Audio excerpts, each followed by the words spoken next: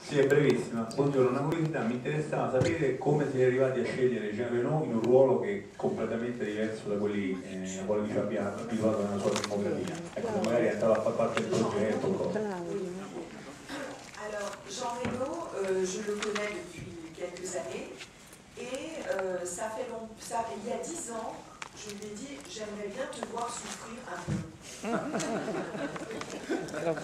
Parce que tu es tout le temps tout le monde. Je lui ai dit ça. Et il a accepté parce qu'il a 5 enfants. Et en fait, 3 femmes différentes bien sûr, mais il en a 5. Donc lui, il a lu le soir et il a dit oui le lendemain. Et les autres acteurs, ils avaient tous une raison d'être là. C'est pas un film, comment vous dire. D'abord, on pensait qu'on n'arriverait jamais à financer le film. Jamais. Donc on s'est dit, il faut que les acteurs acceptent de venir pour zéro. Nous, on a fait pour zéro, eux aussi, etc. Tout l'argent qu'on a réuni, on l'a mis dans la construction du Veldiv, la construction du camp, etc. Parce qu'on ne pensait pas que ça allait faire ça. Donc c'était une cause un peu. C'était un peu comme faire de l'humanitaire, quoi. On avait décidé de faire ça. Mélanie Laurent, elle est venue parce que son grand-père, il était un enfant caché, un enfant juif caché. Gad Elmaleh, il est juif. Alors lui, il a toujours fait des rôles comiques. Là, il avait peur, mais je lui ai dit, écoute, si tu fais rire, tu sais sûrement faire pleurer. Donc, ça ne me paraissait pas impossible. Et l'autre chose que je voulais dire, c'est que je sais que quand les gens voient ce film, parfois ils pensent que j'ai exagéré. Ils pensent que c'est la mise en scène que j'ai décidée. Et parfois non. C'est la police française qui a fait la mise en scène. Alors, je veux dire par là, le petit garçon qui court tout seul, au milieu de 2 rangées, c'est pas moi le metteur en scène. Ça a existé. J'ai trouvé les dessins des adultes. Ils ont dessiné ça, parce qu'ils n'avaient pas d'appareil photo. Ils ont dessiné ça, et moi j'ai eu, par Klarsfeld, j'ai eu les dessins. Donc cet enfant, il a existé. La petite fille qui a donné le bouquet de fleurs, elle a existé. Annette Monod, l'infirmière qui ramasse les jouets, les nounours, tout ça, elle a existé. Elle n'a pas ramassé un jouet, elle a ramassé 100 jouets. 60 ans plus tard, elle a fait une exposition. Je veux dire qu'il n'y a pas, de ma part, une tentative de vous faire tous pleurer.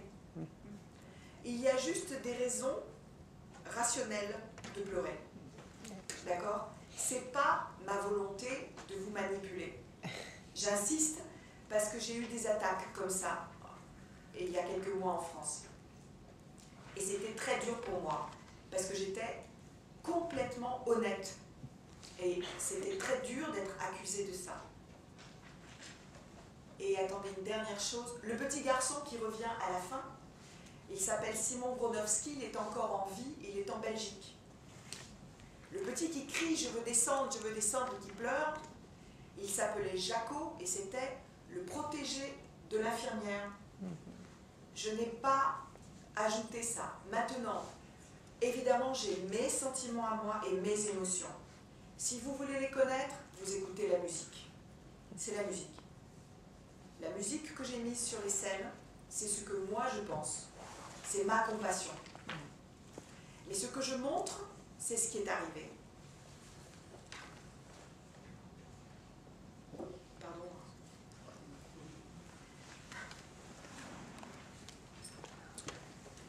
Conosco Jean Reno da vari anni e una decina d'anni fa gli ho detto, sai, avrei voglia di farti soffrire un po' in un film, perché ti vedo sempre mentre passi il tuo tempo a uccidere la gente nel film. E lui ha accettato, e forse ha accettato, forse in parte anche perché è un uomo che ha 5 figli, anche se con 3 donne diverse, comunque ha 5 bambini. Ha letto il copione e il giorno dopo mi ha detto di sì.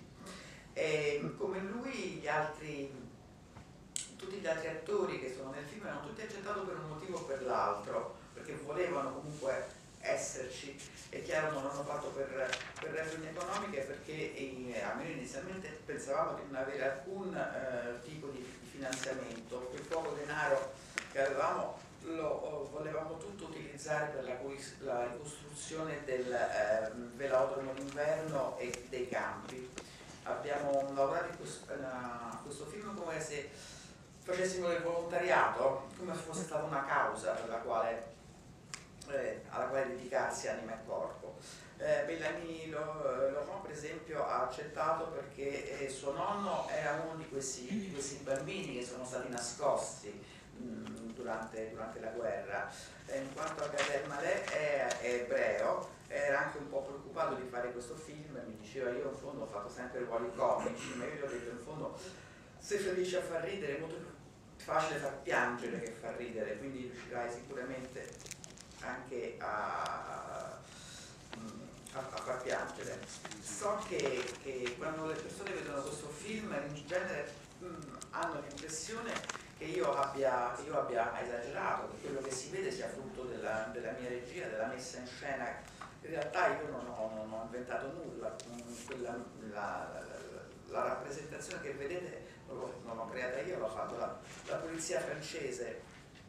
Per esempio quel bambino che si vede nel campo che corre in quel viale con intorno le baracche, questo non l'ho inventato io, l'ho visto sui disegni che sono stati fatti da persone che hanno assistito a questa scena. Ovviamente non sono state scattate delle fotografie, ma sono stati fatti dei disegni che poi mi ha dato Glasfeld e che io ho potuto vedere. La bambina che ha in mano quel mazzolino di fiori gialli, anche quella è una storia reale.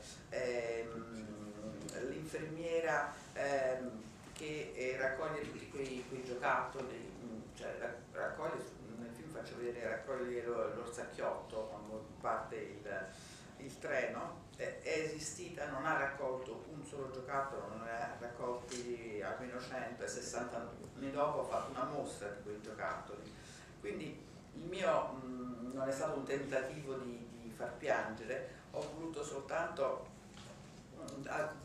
presentare delle ragioni, delle motivazioni irrazionali che fanno sì che uno pianga, e insisto su questo fatto perché sono stata attaccata su questo punto ed è una cosa molto difficile da vivere, essere attaccati su questa cosa. Io l'ho fatta in totale onestà. Per esempio il bambino che vediamo alla fine esiste, cioè vivo ancora oggi, vive in Belgio e si chiama Simon Gronowski, quello che compare all'UPSA, all'albergo. Era il Jacques che era poi il protetto dall'infermiera che cerca di scendere all'ultimo momento dal treno mentre sta partendo il treno. Quindi di mio non ci ho aggiunto nulla, almeno dal punto di vista delle scene che presento. Quello che c'è di mio sono evidente che anche io i miei sentimenti, le mie emozioni, e quelle le potete vedere, ritrovare nella musica che sentite. Tutto ciò che invece io mostro come immagini realmente è accaduto. Bene, io vi ringrazio tutti, vi ricordo anche che il film passa questa sera al Festival di Bari. Quante copie esce, lo sai? Quante copie esce? Sinceramente non lo so, ma ve lo dirà l'ufficio stampa. Scusa, ma c'è stato un processo, qualche condanna per Veldiv o niente?